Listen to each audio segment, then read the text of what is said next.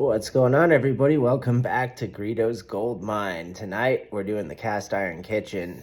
So we're gonna tap into our food gold bank of knowledge instead of toys, collectibles, etc. But we will get into those with what we like, because I saw a couple things that have come up this week that excited me, and if I had the resources available, I would probably be buying them for the kiddos, especially that rat transformer.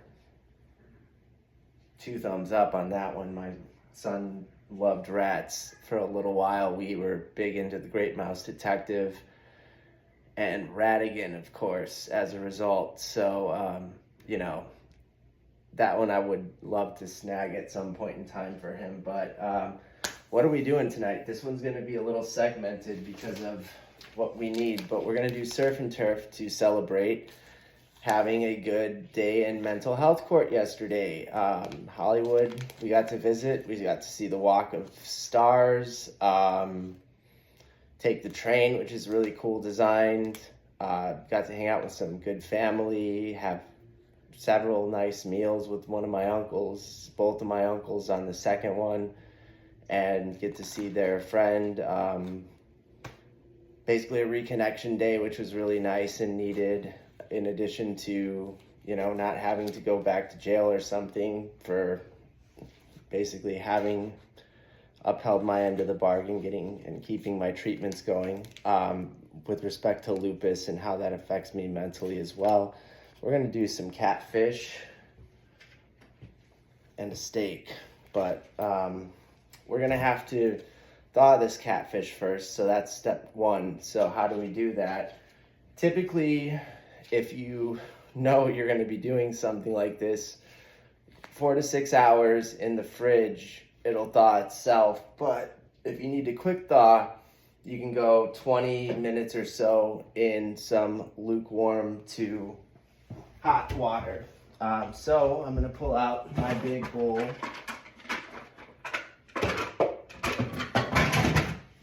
And fill this thing up over here in the sink with some pretty warm water so that we can thaw these things. And I'm not just gonna sit here with the whole video waiting, thawing fish. We're just gonna do this in parts, like I said, and I'll clip it together at the end for the full video.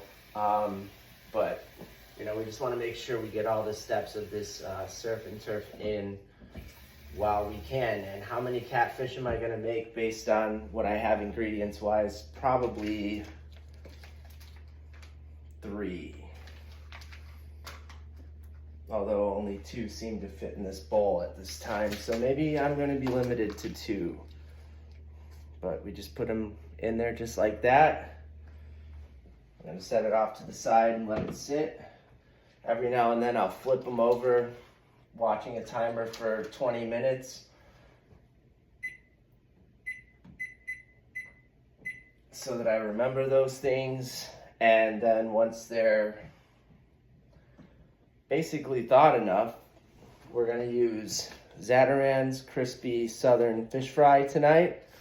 And we need to grab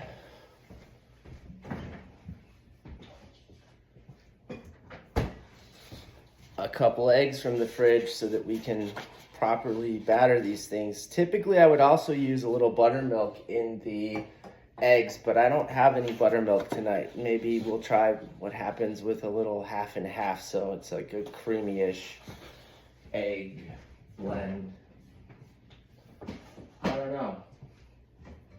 You can also use mayonnaise. Some people use mayonnaise as a dip.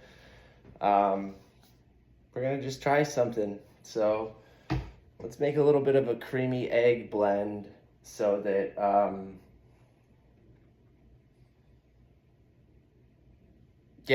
we can dip it in there prior to coating it with the breading. So we're going to use this right here. This is kind of kitchen on the go, actually, as we speak. And I'm going to, don't use your stove typically to make stuff up, but this is what we have the space for on camera, so we're going to use it. There are my eggs. So we got one over there.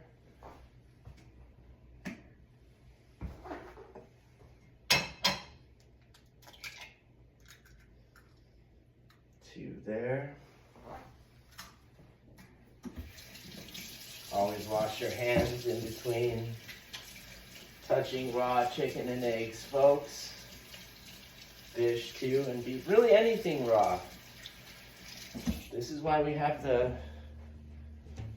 kitchen towels accessible constantly and the sink right next to us just off screen. If we could have more camera angles, you would see the whole thing.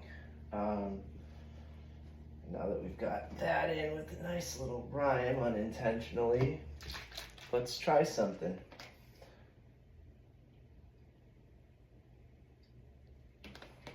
So it's kind of like buttermilk, but more of a sweet cream.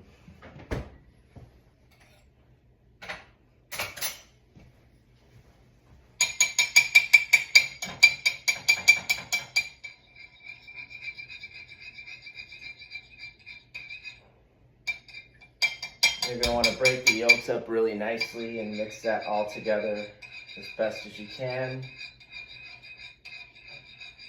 It's going to kind of look like a bit of a hurricane, but that is what we're going to use to dip our catfish. So what does it look like if we can see it? See some eggs and cream, basically. I'm going to put that right here to use in a little bit once we're ready. And when it comes to the actual fish fry itself, I'm going to put that on this plate so that I have a nice flat surface with a decent mound of this stuff to get the fish once I get it coated. So basically you'll go from thaw to coat with the cream egg mixture to coat with the breading directly into the pan, frying pan. And we're going to use the square bottom pan for this. And we're going to fill it up with a decent amount of 1, 2, 3 vegetable oil, just so that we can sort of do it like a deep fryer effect. About a 1/2 inch to 1 inch of oil in the pan, and you're good to go. You should be able to reuse it too for at least 1 or 2 more cooks on like breakfast hash browns, stuff like that. So yeah, let's get this going too. We'll need our trusty scissors. Again, not advisable to do stuff like this over your stove typically, just to keep the mess down, but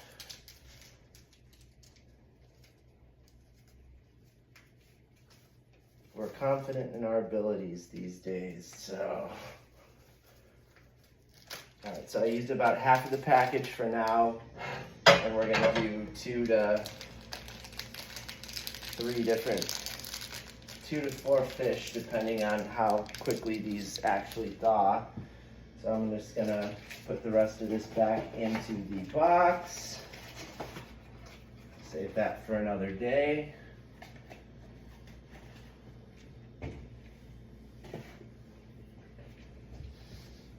We could put the breading off to where the fish is thawing at this point. We'll put the oil in to get ready. And so this is going to take quite a bit of oil.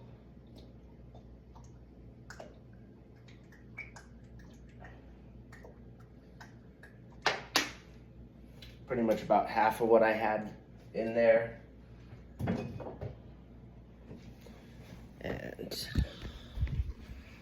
going to look like that. And so the prep basically is all set to go. The steak I'll open up when the time comes. And you saw the setup, so yeah, we just gotta wait for this to thaw and we'll do the breading together. Maybe I'll cut some potatoes in the meantime. All right, so you heard the man, potatoes. How are we gonna do them? Well, this one's actually pretty straightforward. We're just gonna use baby yellows. They're in really good condition. We're gonna keep the skin on them. Just requires rinsing them off real quick on the sink over here And once we do that, pretty much we'll rotate over to the sink for a change and use this chopping board right here to cut them down into chips, basically, that we will use in the same frying pan, the cast iron skillet, as the steak.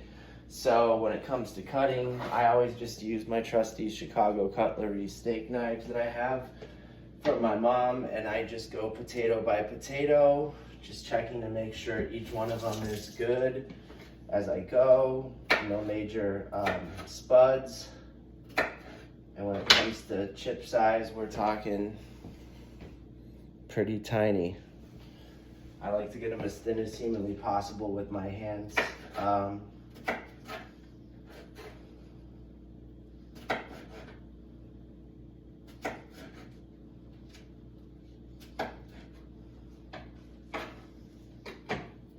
And these, at the end, we'll throw into a bowl to soak until they're ready to go. And then, yeah, you just want to make sure any spuds are off these guys as you're going. So the spuds are the toxic part of the potato plant, as well as any green parts. You don't want to get the solanine. Potatoes are a nightshade after all, if I remember correctly. So you get the idea. I'm just gonna keep doing this with all the potatoes until they're ready like this, and then we'll just keep them in a bowl with water to soak out some of the excess starch and keep them nice and fresh while we're waiting for the fish to defrost. So that's about another 10 minutes. We'll cut it here for the time being, and then when we're back to do the breading, you'll see us. Stay tuned. While we're at it, why not? Let's just start this steak and potatoes process. So, what are we gonna use when it comes to spices? Our 5 favorite friends: some smoked paprika, some crushed black pepper, some Lowry's seasoned salt, onion powder, garlic powder. So we're gonna get the cast iron skillet going, turn on the vent to low because we have new smoke detectors, so we'll see how these things work with this. We turn the cast iron skillet to medium high, basically. Get the steak out, and that is our timer for the catfish. So that should be, the catfish should be thawed at this point. We can wash our hands and check that out. So real quick though, we're gonna throw this out, wash our hands, start seasoning up the steak, and see how loud we have to yell to be heard over this thing. So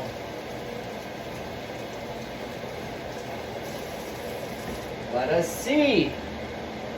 All right, start with a little paprika, tiny bit of black pepper,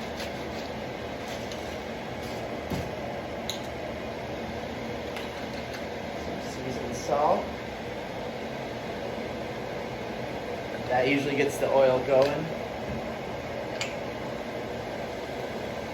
Some onion powder. And some garlic powder. I usually like a lot of garlic, so I put more garlic than onion typically. All right, let's also get our trusty tongs so that we can flip this thing. We did put in a little bit of oil into this mix, or into the pan already, so that it starts cooking the steak up nice and well.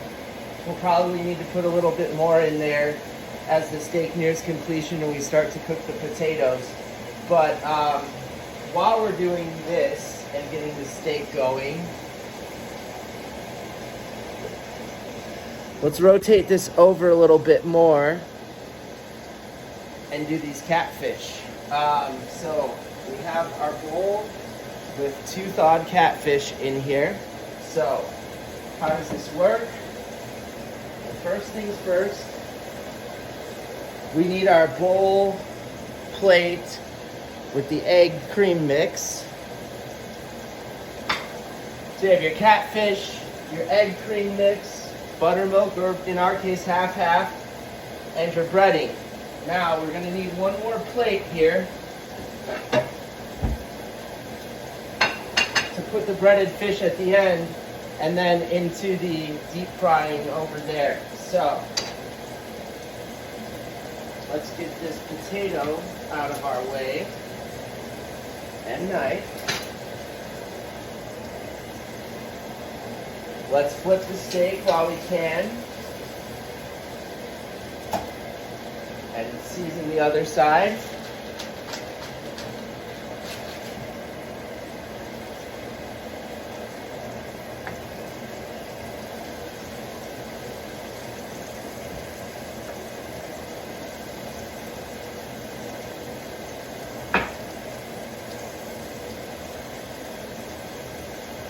And these are going to be the same 5 seasonings we use on the potatoes as well.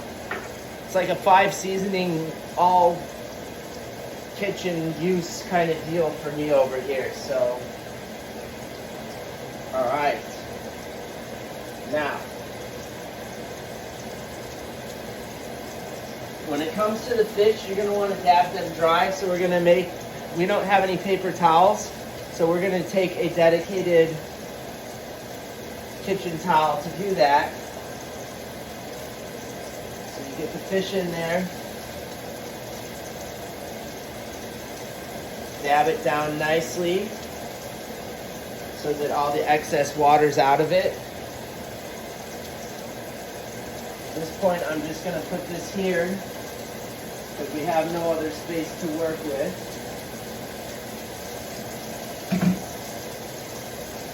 I'm just going to dip this in the mix.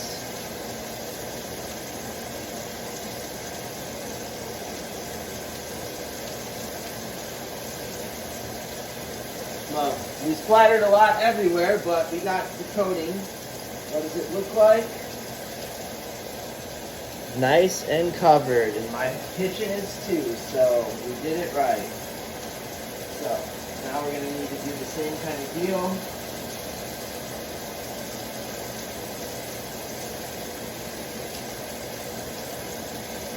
I'm going to have quite the mess to clean up after that one. I wasn't so very careful when I did the release and the poof down. The coating is very nice though, so.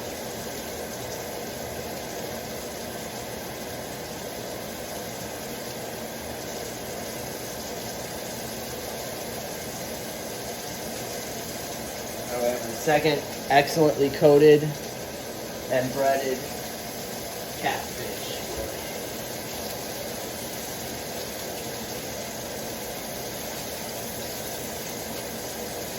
And there's enough breading and egg for about 4 of these. So at this point we're going to tend to our steak again, which is starting to get nice and crispy on the outsides. Save this off to the side for off the camera when I can do some more of these, make some relative peace, while simultaneously doing HR paperwork for a part-time job I just got lined up, I believe, helping disabled folks do life skills, which is going to be pretty cool because that is something I've had to learn how to do over time and to really appreciate as a talent and skill set.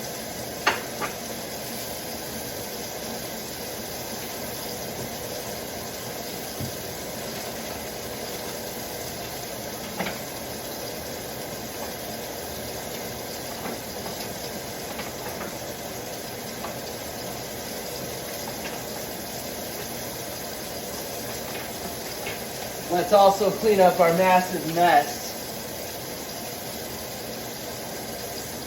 from deciding to do some shenanigans with the breading.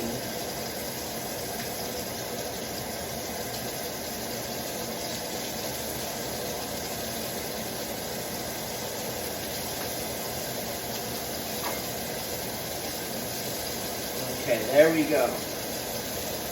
Good enough for now. So, let's see where this steak is. Let's get that out of our way. And let's start heating up the oil for these catfish. So we're gonna go again medium high. Ooh, that steak's getting nice and charred on the outside.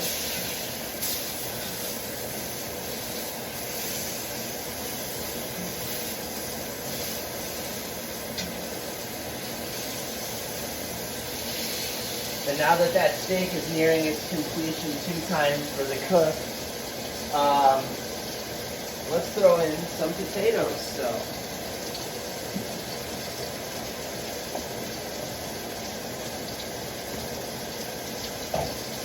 I'm going to put the potatoes over on the other side.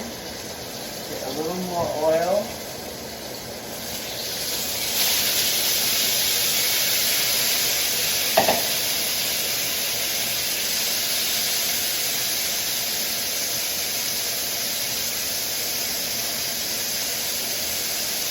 Trap them down in it.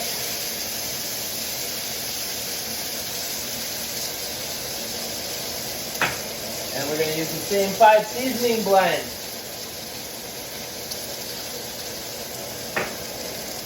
You do it to your taste on this part. So we're over here now.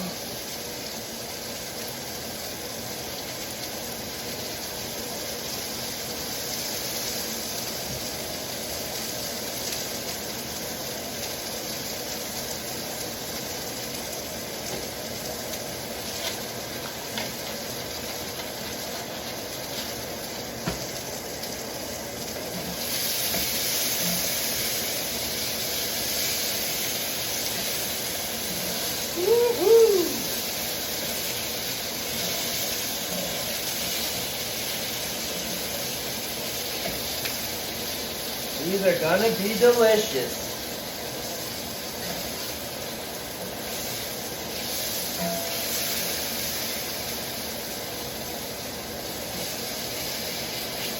So,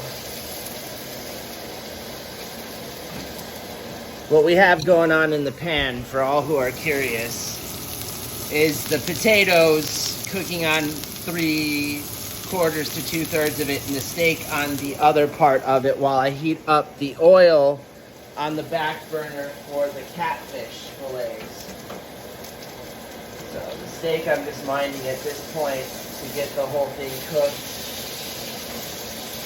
It is a pinwheel, so you want to get the bacon somewhat crispy too. And there's enough heat on there.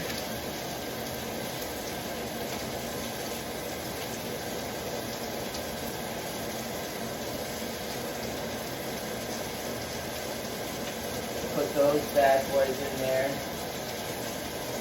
Give it a little more.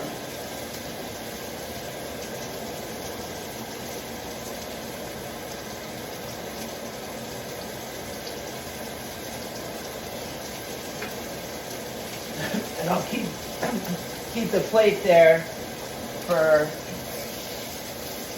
afterwards when I finish cooking a few more of these because they smell so good.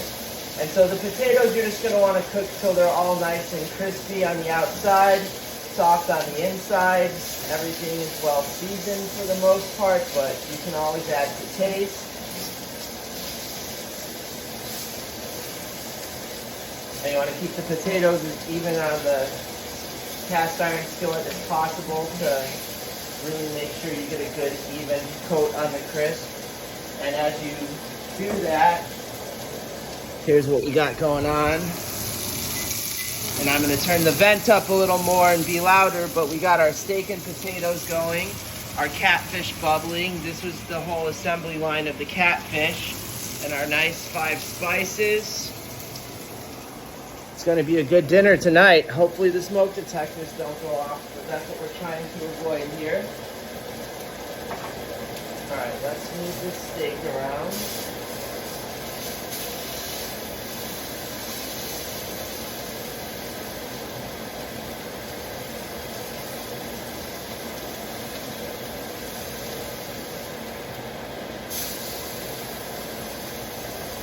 And at this point, I'm going to need to grab one more plate to have on hand for our catfish when it's ready to go. Let's mine the potatoes real quick one more time.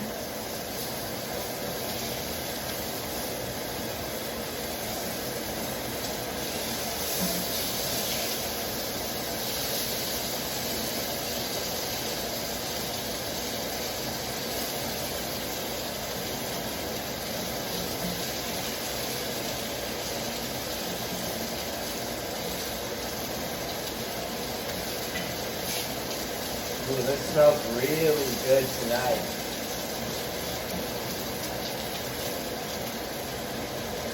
Alright, while those potatoes are cooking a little bit more, let's flip that steak once more. Get inside here. And safely flip these. Oh, and that breading stays on nice and well. You did a really good job coating these things.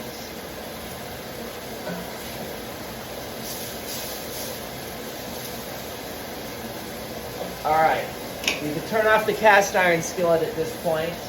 That steak is very nicely done.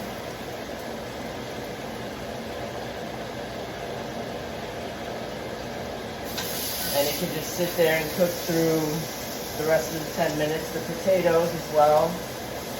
This is your average looking potato, nice crispy outside.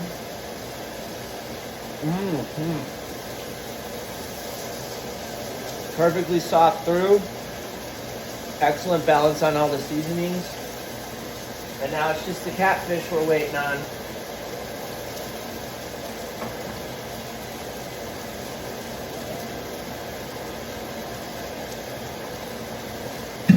So we can clear out. Oh, no, we can't. I need that for later. I'm gonna make more of this, I'm pretty sure.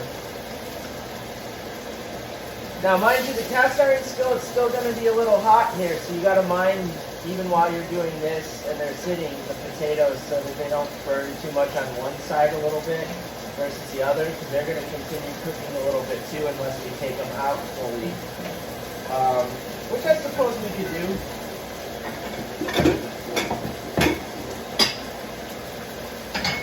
Let's flip the catfish as well one more time while we're at it. Oh, wow.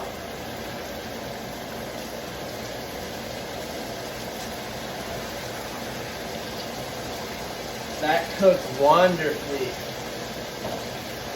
All right, let's get these potatoes out.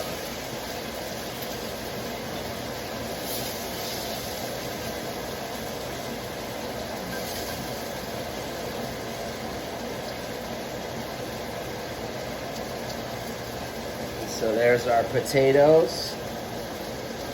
Those look wonderful. We'll put those off to the side on the table.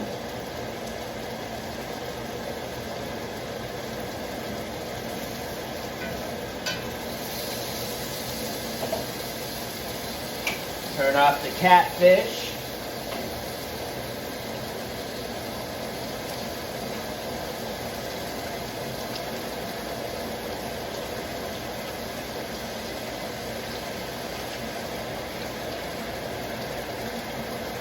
All right, and that looks beautiful. It's nice, flaky, well done through. Nice, crisp, golden brown breading. I think we did pretty good for ourselves tonight, so we'll put this here on the table too. That steak is pretty much ready to go. We'll just clear out some space here with the potatoes.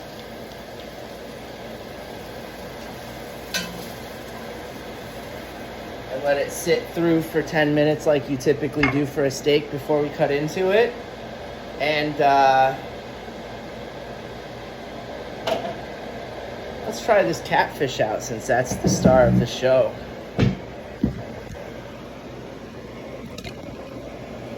All right, so here we go.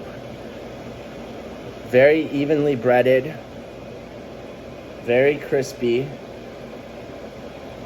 Falls apart just like, flakes off like nothing else, so easy.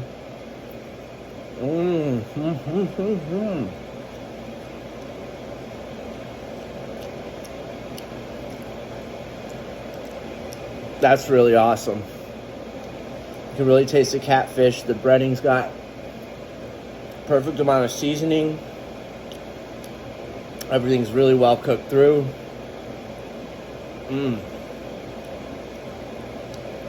Could go on a sandwich. Could go just like this. Either way, with some potatoes and a good steak. We're gonna do a Freedom Surf and Turf night that we'll remember for the ages. And thank you for sharing it with me. This one has been a delicious one to cook. I'm gonna get to eating this now. Thanks for tuning in as always. Don't forget to like, subscribe, and share for more content. Greedo's Gold Mine is not just toys and collectibles. After all, it's a knowledge bank is the treasure, and home economics for the single male and anyone out there really, but you know, single divorced dad in mind especially. That's part of the knowledge bank. So we hope you enjoy these as always and get inspired in your own kitchen. And until the next one, I'm going to enjoy this. I hope you're enjoying something equally well wherever you are in this planet and having a great day out there. And we'll catch you on the next one. Thanks for tuning in as always, folks. It really does mean the world.